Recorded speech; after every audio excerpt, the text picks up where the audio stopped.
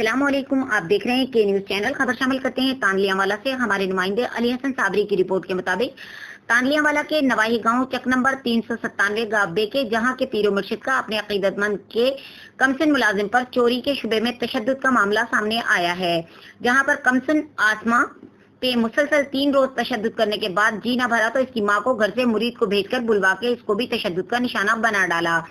अकीदतमंद मुतासरीन family police थाना सदर तानलियावाला और अपने क़िबला पीर साहब के खिलाफ सरापा एहतजाज हैं। मेरा नाम आसमा है तो दूसरा ना उन्होंने फखर नाम है तो दूसरा तेरा नाम है। पहले हत्था मारते रहे, फिर उन्हें एंगरा मारते रहे, फिर तो वैपरा ना, तो फिर तो दूसरा रस्सी पाई गल च मारन लग, फिर मुँह च खून आ गया, उन्होंने पानी को फिर कमरे च बंद कर ले। ਉਹ ਸਰ ਮੇਰਾ ਨਾਂ ਹੈ ਸ਼ਾਮ ਦੇ 6 ਵਜੇ ਮੈਨੂੰ ਲਾਇਕ ਗਏ ਨੰਦਾ ਮੁਰੀਦ ਹੁੰਦੇ ਨਾਂ ਸ਼ਕੀਲ ਹੈ। ਮੈਨੂੰ ਇਹ ਨਹੀਂ ਪਤਾ ਉਹਨਾਂ ਦੀ ਕਾਸ਼ਾ ਖੜੀਜੀ ਹੈ ਨਹੀਂ ਖੜੀਜੀ, ਮੈਨੂੰ ਉੱਥੇ ਲਾਏ ਤੇ ਗਏ ਨੇ ਤੇ ਮੈਨੂੰ ਮਾਰਨਾ ਸ਼ੁਰੂ ਕੀਤਾ। ਮੈਨੂੰ ਨਹੀਂ ਪਤਾ ਉਹਨਾਂ ਦੀ ਸ਼ਾਇਦ ਚਵੀ ਹੈ ਨਹੀਂ ਚਵੀ ਖੜੀਜੀ ਹੈ ਨਹੀਂ ਖੜੀਜੀ।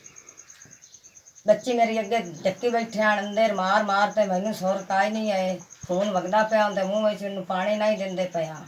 ਅਗਾ ਇਹ ਮੈਨੂੰ ਨਹੀਂ ਪਤਾ ਸ਼ਾਇਦ ਉਹਨਾਂ ਦੀ ਖੜੀਜੀ ਹੈ ਨਹੀਂ ਖੜੀਜੀ ਹੈ।